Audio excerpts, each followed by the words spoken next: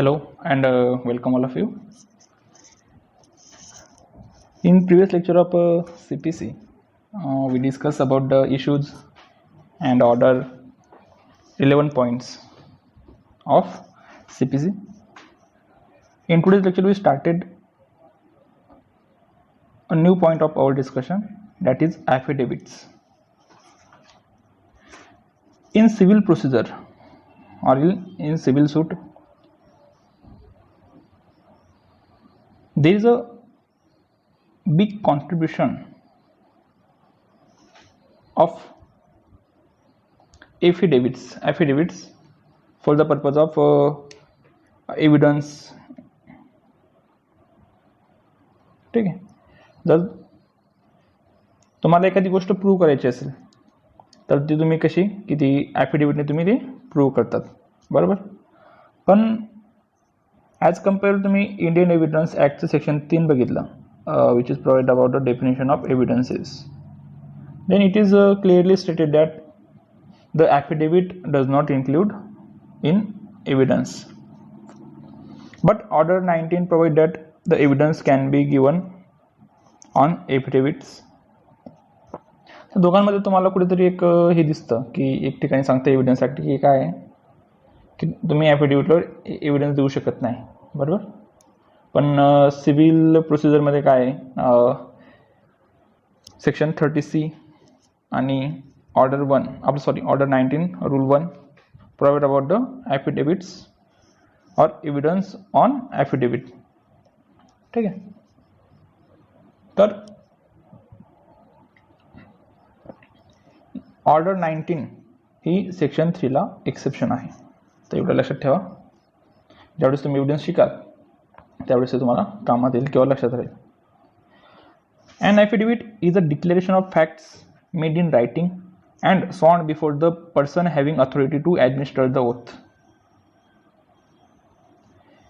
Every affidavit should be drawn up in the first person and should contain only facts and not interferences. Means the person who is acquainted with the facts or who is in position who prove that facts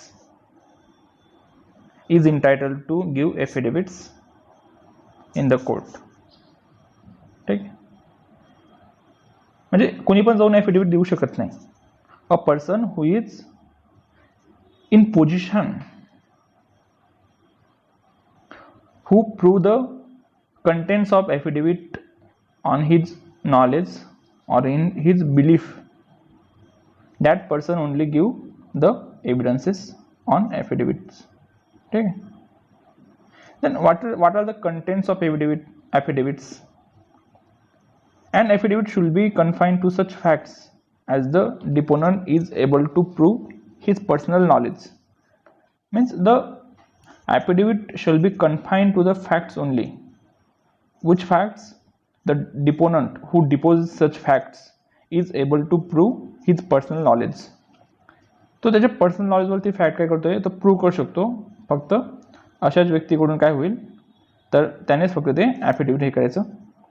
rule 3 subclause sub rule 1 of order 19 however allow the deponent to state such facts in interlocutory applications which are based on belief.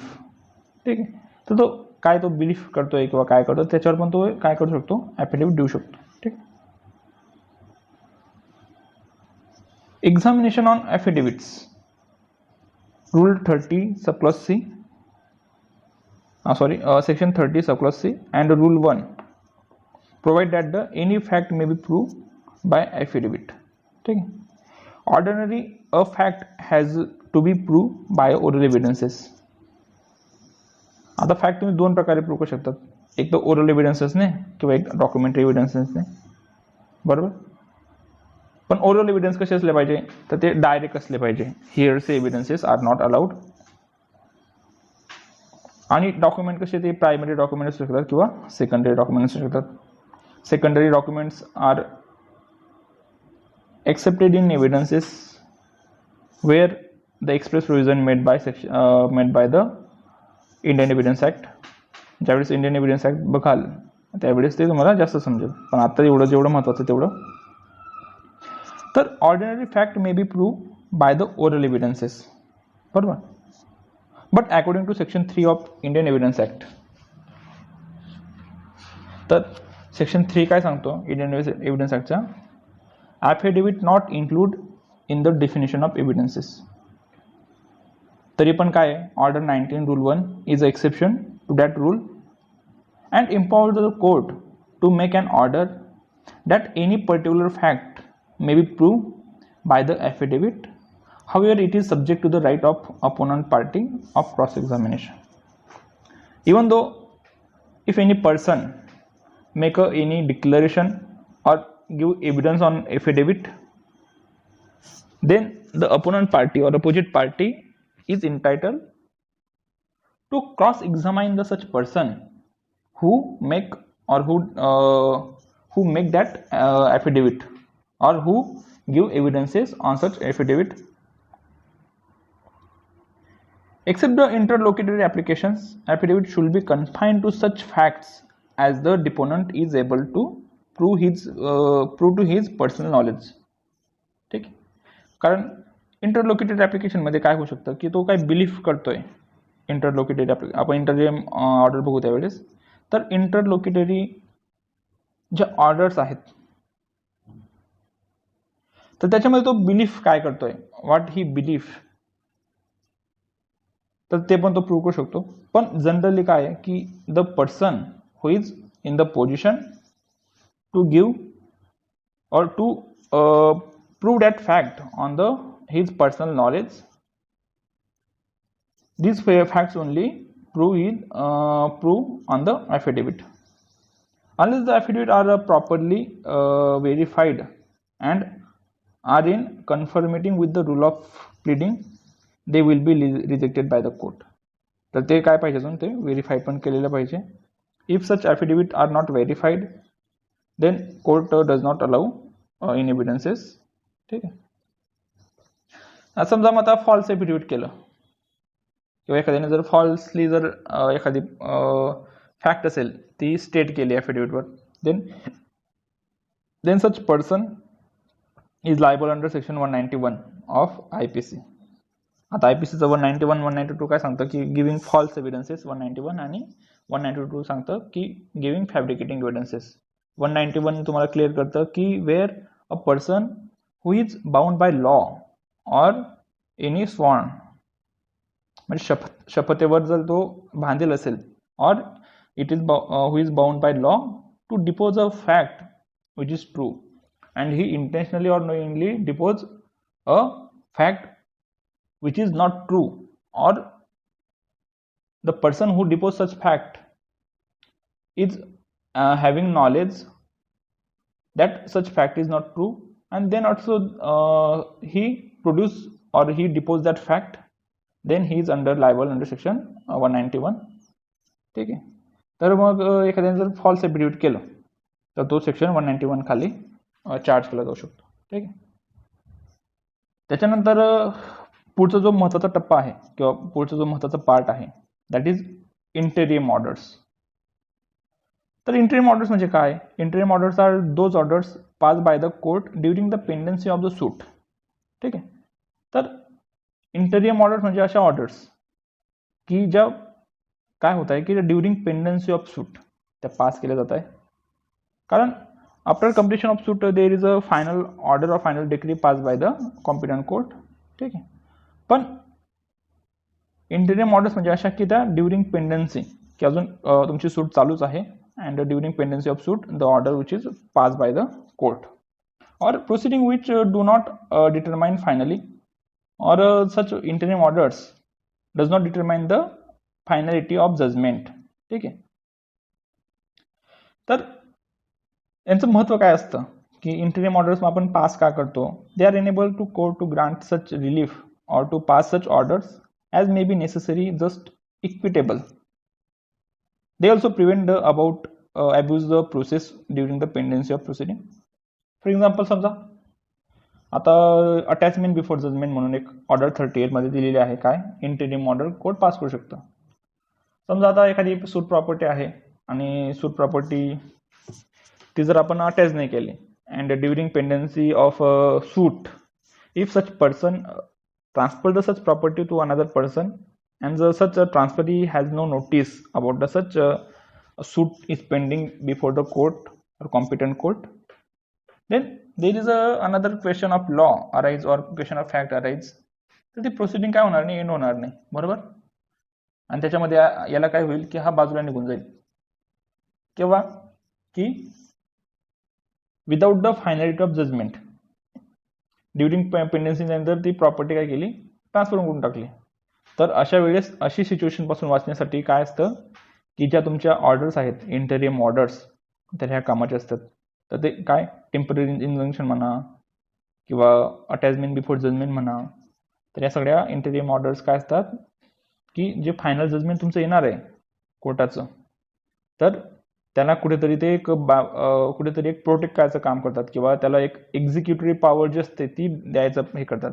आज समजा ती property जर already transfer करून टाकलेली आहे आणि जर final order आली की ती प्रॉपर्टी आहे ती डिफेंडंटला देऊन टाका किंवा प्लेंटिफला देऊन टाका, पण where in the execution it is found that the suit property is already deposit by the defendant. मग अशा वेळेस काय करणार तुम्ही, तुमचं ते ऑर्डरचा काय फायदा आहे, बरोबर.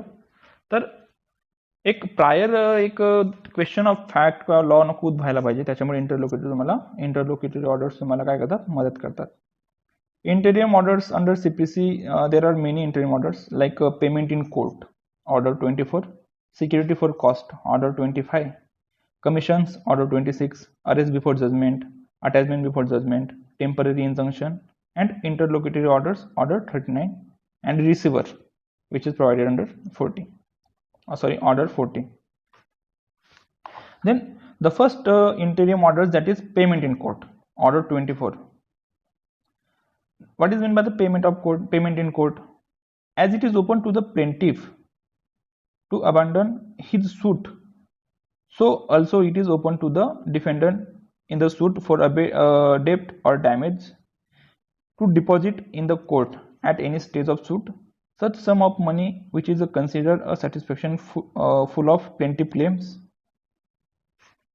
The deposited amount shall be paid to the plaintiff on his application unless the court directed. समजा एखादी जर सूट दाखल केला असेल प्लेंटिफने कशासाठी की डॅमेजसाठी, तर अशा वेळी जर डिफेंडंटने काय केलं की जर त्याचं जेवढं क्लेम केलेलं आहे तेवढे कोर्टात डिपॉझिट करून टाकलं, तर जर ते सॅटिस्फॅक्शन ऑफ क्लेम साठी असेल पूर्णच्या पूर्ण, तर कोर्ट काय करू शकतं, तर ते जे पेमेंट केलेली आहे ती प्लेंटिफला देऊन टाकेल त्याच्या सॅटिस्फॅक्शन ऑफ क्लेम साठी. Such deposit however must be unconditional and no interest will be allowed to the plaintiff on the sum deposited by the defendant. If such amount is deposited at the stage of final argument for the safe payment of interest, the application can be rejected. बरोबर. The amount which is paid or which is deposited by defendant in the court, it shall be unconditional and no interest grant to such deposited amount. And if at the final stage of argument, तेव्हा पण त्याचं समजून जातं की निकाल कोणाच्या बाजूने लागू शकतो किंवा काय होऊ शकतं. तर अशा वेळेस if final argument for the payment of interest in the application can be rejected. तर अशा वेळेस काय होऊ शकतं की जर कोर्टाला वाटलं की यांनी ती अमाऊंट आहे तर ती कशासाठी दिलेली आहे की यांनी इंटरेस्टमधून वाचायला पाहिजे, तर अशा वेळेस काय करू शकतं कोर्ट, ती जी ऑर्डर आहे तर ती जी ॲप्लिकेशन आहे पेमेंट इन कोर्टसाठी तर ते रिजेक्ट करू शकतं. ठीक आहे. Then if plaintiff accept such as payment in full satisfaction of the his claim, the court shall record his statement and that effect and pronounce the judgment accordingly. And if the plaintiff accept the sum payment as satisfaction of part of his claim, 1 लाखाचा claim होता, 70,000 जमा केले, 70,000 घेऊन घेतले, उरले किती, 30,000. Then he is entitled to prosecute the suit for the balance. तर 30,000साठी तो सूट पुढे चालू शकतो, even though the 70,000 is deposited by the defendant for the satisfaction of claim of plaintiff. ठीक आहे. Then the second interlocutory order that is security for cost, order 25. आता बघा सिक्युरिटी फॉर कॉस्ट, आता हे काय सिव्हिल आणि क्रिमिनल केसेसमध्ये एक महत्वाचा फरक कसा आहे, क्रिमिनलमध्ये जी विक्टिमची बाजू असते ती स्टेट हे करते, बरोबर. तर त्याच्यामध्ये काय असतं, तर त्याच्यामध्ये असतं की जो पण पब्लिक प्रोसिक्युटरचा जो खर्च असतो तर तो काय कोण पे करतं, गव्हर्नमेंट पे करतं. बट इन सिव्हिल प्रोसिडिंग, तर सिव्हिल प्रोसिडिंगमध्ये तुम्हाला कोर्ट फीस भरावं लागते, प्लस तुम्हाला समन्सचे जे पैसे जातात, समन्स सर्व्हिस ऑफ समन्ससाठी जे काही फीज असते ती द्यावी लागते. Then the fee of pleader किंवा ट्रॅव्हलिंगचे असतील किंवा अशा बऱ्याच गोष्टी असतात की ज्या आपल्या स्वतःला डिफेंडंट आणि प्लेंटिफला स्वतःला बेअर करावं लागतात. याच्यामध्ये स्टेट काही करत नाही, हस्तक्षेप करत नाही किंवा त्याच्यामध्ये काही मदत करत नाही. तर सिक्युरिटी फॉर कॉस्ट, तर तुम्ही बघितलं असेल decreed with cost, dismiss with cost and order असते अजून एक की द कॉस्ट ऑफ सूट डिफेंडंटने आणि प्लेंटिफने स्वतः बेअर करायचा. तर ह्या काही गोष्टी असतात, बरोबर.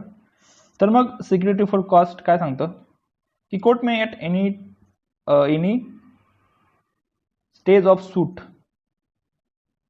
Order the plaintiff to give security for the payment of cost of the defendant. This is at the description of the court.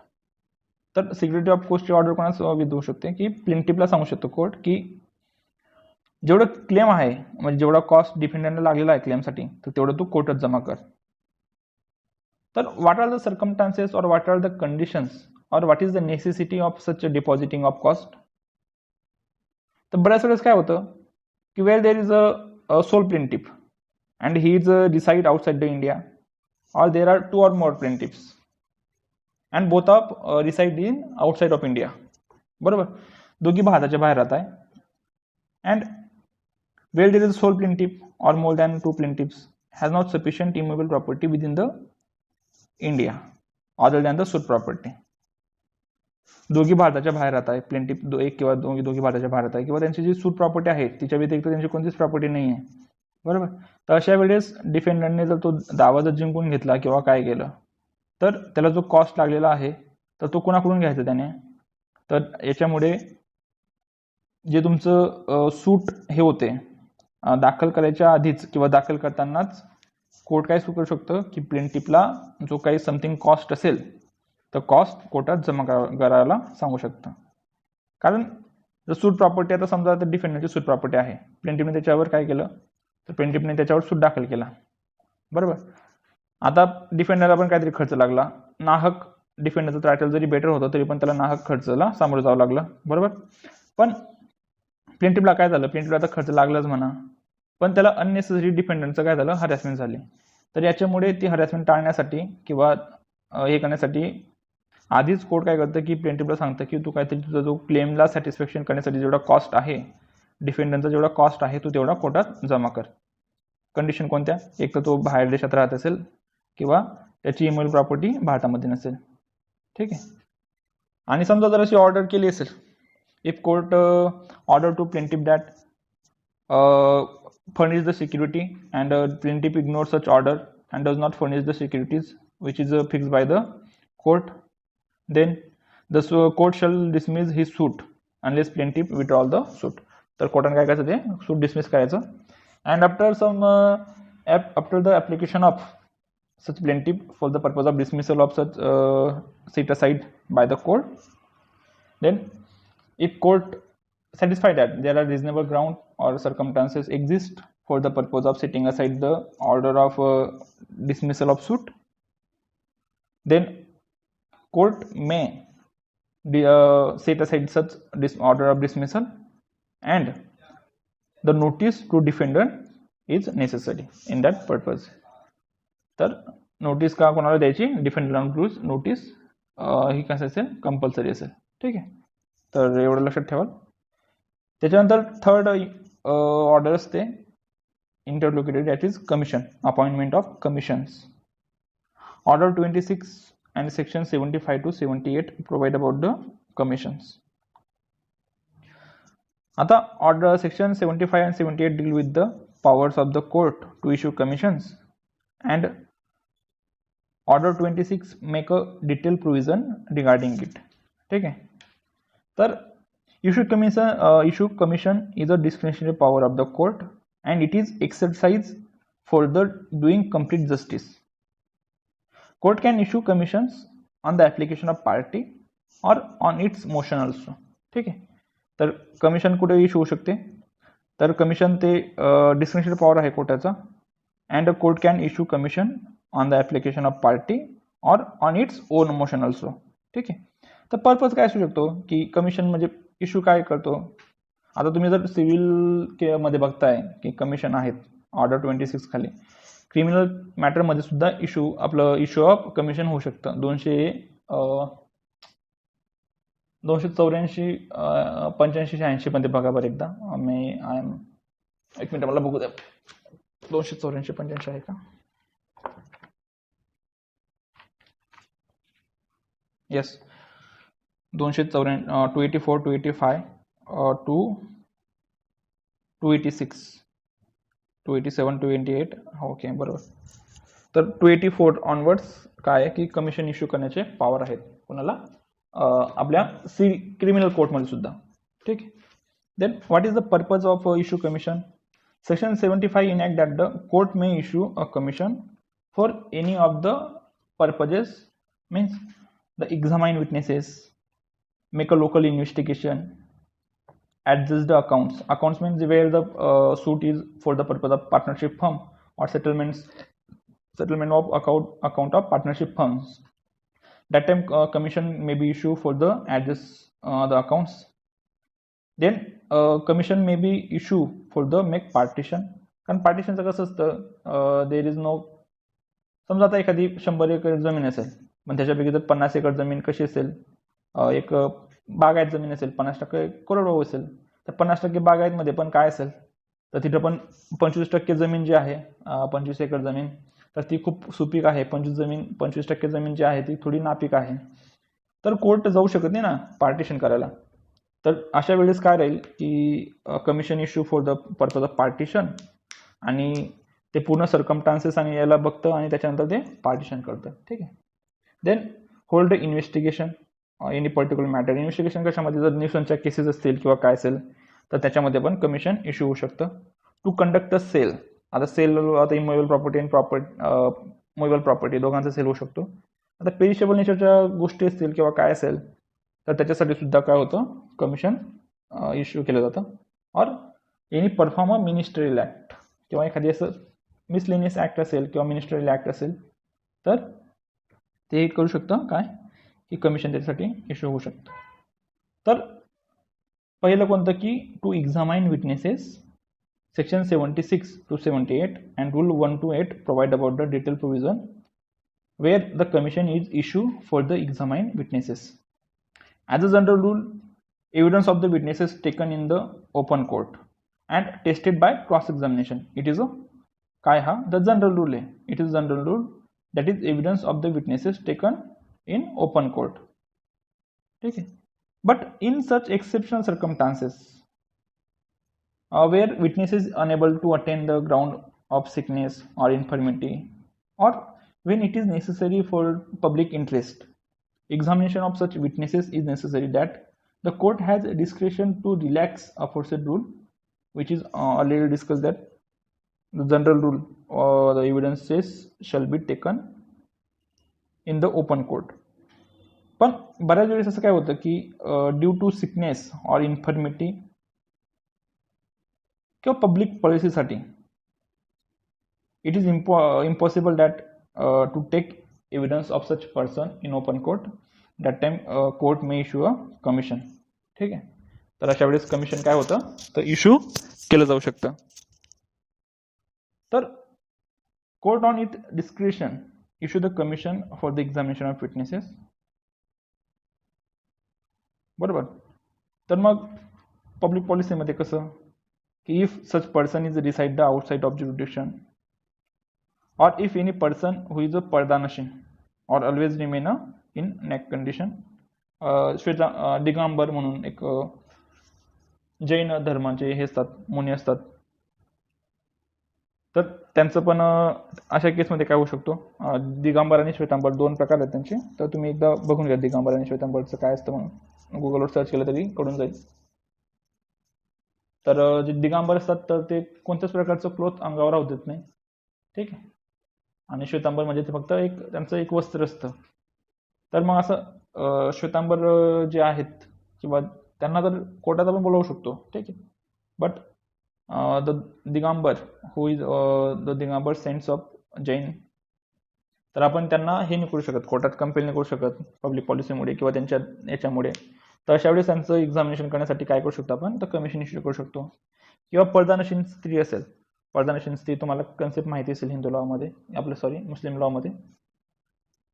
तर अशा पर्दानशील लेडीज त्यांचं एक्झामिनेशन करण्यासाठी काय करू शकतो आपण, तर सर्व्हिस ऑफ कमिशन इश्यू करू शकतो, ठीक आहे. त्याच्यानंतर लोकल इन्व्हेस्टिगेशनसाठी सुद्धा आपण काय करू शकतो, कमिशन इश्यू करू शकतो. रूल 9 and 10 ऑफ ऑर्डर कोणती तुमची, ऑर्डर 26, ऑर्डर 26 रूल 9 आणि 10. तर कशासाठी कमिशन इश्यू करतं, टू मेक लोकल इन्व्हेस्टिगेशन. तर लोकल इन्व्हेस्टिगेशनसाठी सुद्धा तुम्ही काय करू शकता, की जे कमिशन आहे तर ते इश्यू केलं जातं, ठीक आहे. तर याचे पॉवर काय असतात, इश्यू कमिशनचे पॉवर काय असतील बरं, तर rule 16 to 18 provide about the rules of or powers of such commission. तर कमिशनला समन्स इश्यू करायचे पॉवर असतात. समन्स कोणाला जातील, for the purpose of attendance of parties and their witnesses and examining them. Call for the any examine डॉक्युमेंटसाठी तुम्ही ते call करू शकतात. Or enter into the any land or building mention in the order. किंवा आता समजा एखादी land असेल किंवा बिल्डिंग असेल जिचं आपल्याला पार्टिशन करायचं आहे किंवा काय करायचं आहे, तिथं पण काय होऊ शकतं, कमिशन इश्यू केलं जाऊ शकतो. और लिमिटेशन काय आहेत मग कमिशनचे, आता प्रत्येक वेळेस तरी तुम्ही कोर्टाचे पॉवरफुली नाही करू शकतात, डेलिगेटेड करू शकतात. ॲडमिनिस्ट्रेटिव्ह लॉ शिकला असाल तर बघा, किंवा अजून असेल तुम्हाला आता, तर जे डेलिगेटेड पॉवर असतात, डेलिगेटेड लेजिस्लेशन बोलतो आपण त्याच्यामध्ये, तर ते जे इसेन्शियल फंक्शन असतात तर ते डेलिगेट करता येत नाही, बरोबर. तर त्याचप्रमाणे judicial function cannot be delegated to the commission by the court, बरोबर. In civil court or in civil cases commission cannot issue for the recording of or collection of evidences. Collection of evidences हे कोणाचं काम आहे, the collection of evidences in civil matters is a work of parties or duty of party to produce the evidences on before the court. पण criminal केसेसमध्ये काय असतं की प्रोसिक्युशनची जबाबदारी असते की इन्व्हेस्टिगेशन जी एजन्सी आहे, पोलीस किंवा SCBI वगैरे, तर त्यांचे काम असतं की एव्हिडन्सेस हे करा, काय करा, तर एव्हिडन्स गॅदर करा. पण सिव्हिल मॅटरमध्ये तर ही कोर्टाची जबाबदारी, आपल्या याची जबाबदारी असते पार्टीची, की त्यांनी ते एव्हिडन्सेस आहेत ते कलेक्ट करायचे आणि त्यांचा क्लेम सॅटिस्फाय करण्यासाठी कोर्टासमोर प्रोड्यूस करायचे, ठीक आहे. त्याच्यानंतर इंटरलोक्युटरी ऑर्डर येते ती arrest before judgment. Order 38 rule 1 to 4 provide about the arrest before judgment. आता तुम्हाला सिव्हिल अरेस्ट माहिती असेल किंवा सिव्हिल केसेसमध्ये सुद्धा अरेस्ट होऊ शकते. तर एक तुमची अरेस्ट बिफोर जजमेंट राहते, बरोबर. तर generally judgment creditor has a remedy to arrest judgment debtor after decree under order 21, ठीक. ऑर्डर 21 जेव्हा आपण बघू इन डिटेलमध्ये तेव्हा तुम्ही बघाल की जो जजमेंट क्रेडिटर किंवा जजमेंट डेप्टर, जजमेंट क्रेडिटर कोणता, की ज्याच्याकडे जजमेंट ज्याच्या फेवरमध्ये आलेला आहे तो, आणि जजमेंट डेप्टर कोण, की ज्याच्या अगेन्स्टमध्ये जजमेंट गेलेला आहे तो. तर अशा वेळेस काय असतं की ऑर्डर 21 खाली त्याला अरेस्ट करू शकतो, but under the special or exceptional circumstances he can be arrested by the judgment debtor before the judgment also. तर बिफोर जजमेंट सुद्धा त्यांना काय करू शकतो, आपण अरेस्ट करू शकतो. तर त्याचे काहीतरी ग्राउंड्स असेल ना, की आता वाटलं आपल्याला उचलला आणि ठेवला याच्यामध्ये कोर्टामध्ये, तर नाही. तर where at any stage of the suit court is satisfy that satisfy either affidavit or on otherwise. आता कोर्ट सॅटिस्फाय झालं कशावर, ॲफिडेविटवर. तुम्ही आता बघितलं ना की ॲफिडेविटवर आपण एव्हिडन्स देऊ शकतो किंवा एनी फॅक्ट आपण प्रूव्ह करू शकतो. तर if court may satisfy on affidavit or otherwise may make a order of arrest, तर ऑर्डर ऑफ अरेस्ट करू शकतं. पण कोणत्या केसेसमध्ये, if defendant with intent to delay the plaintiff or to avoid the any process of the court or avoid the execution of any decree which may be passed against him has absconded or left the limit of the jurisdiction of the court or about to abscond or leave the limits of the court or dispose or removal of any property from the jurisdiction of the court. बरोबर. ज्या वेळेस कोर्टाला वाटलं, if at any time after institution of suit if court found that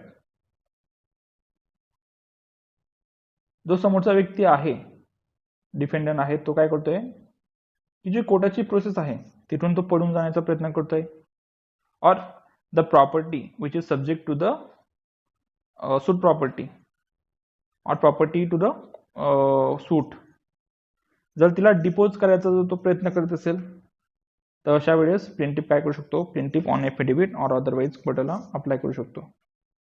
बरोबर.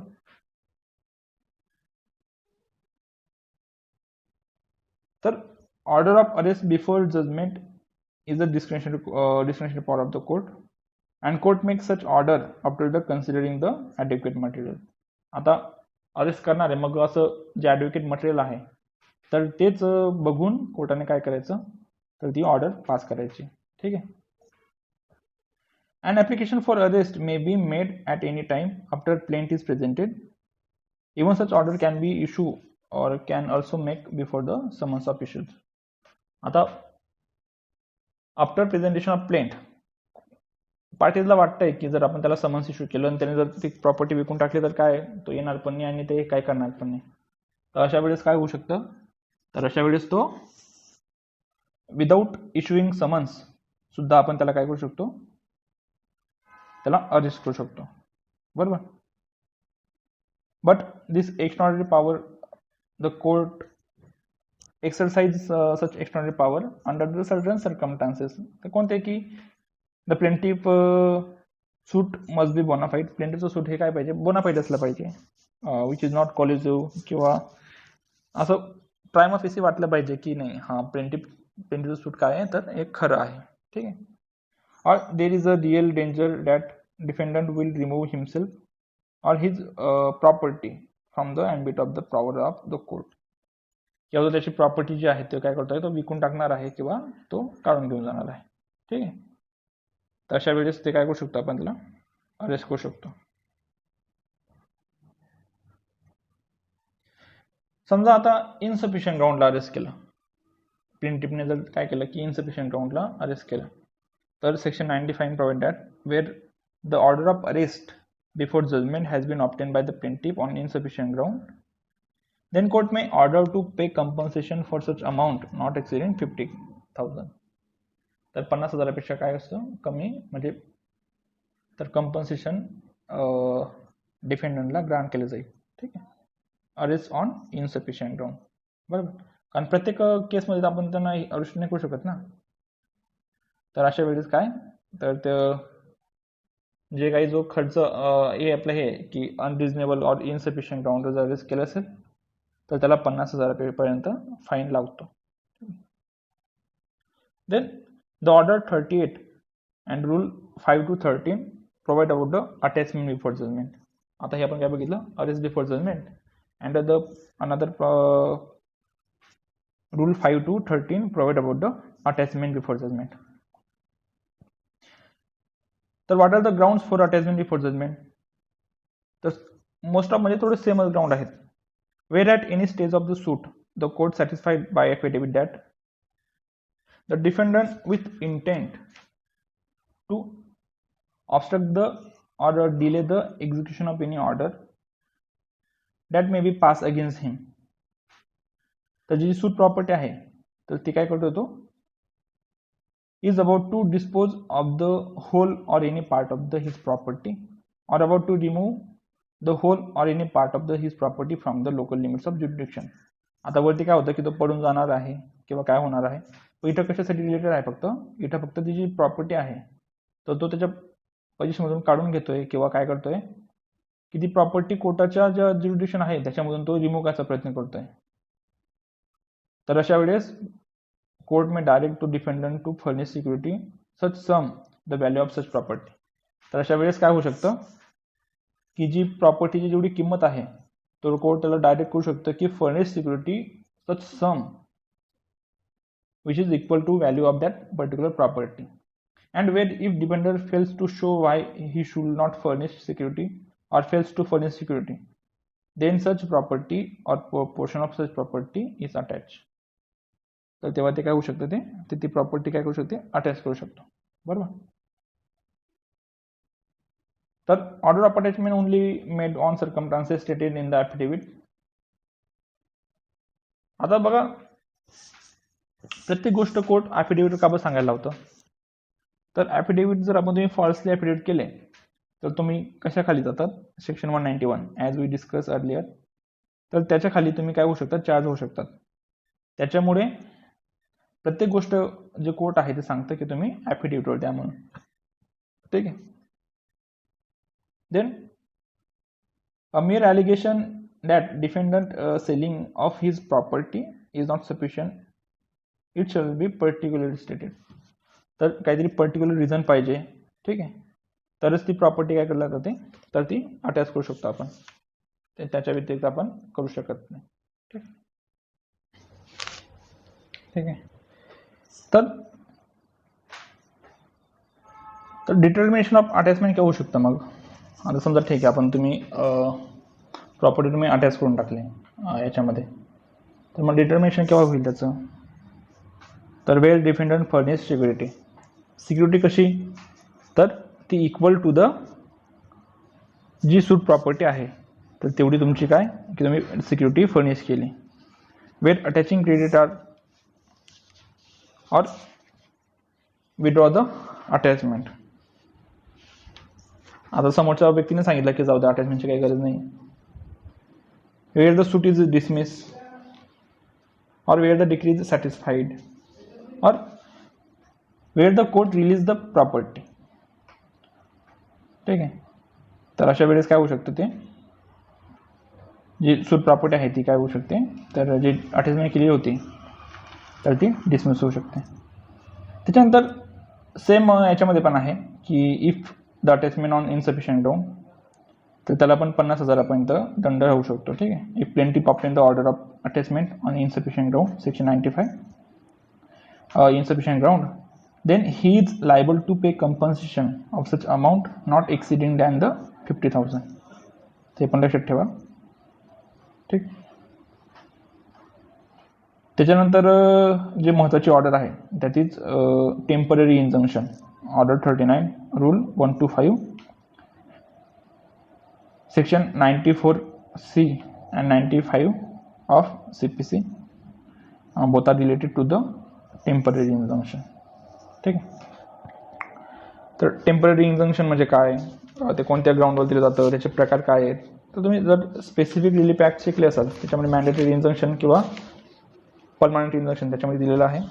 पण temporary इंजंक्शनची जी process वगैरे आहे तर ती कुठे दिलेली आहे तुमची, तर ती दिलेली आहे या ठिकाणी CPCमध्ये, order 39 rule 125 and order 39 rule 6 to 10 deals with the interlocuted orders and order 40 deals with the receiver.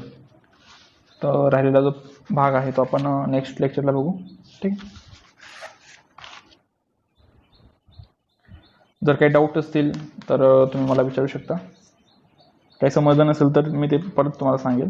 पण जर समजत नसेल किंवा कसं वाचायचं काय करायचं तर तुम्ही मला एकदा विचारू शकता.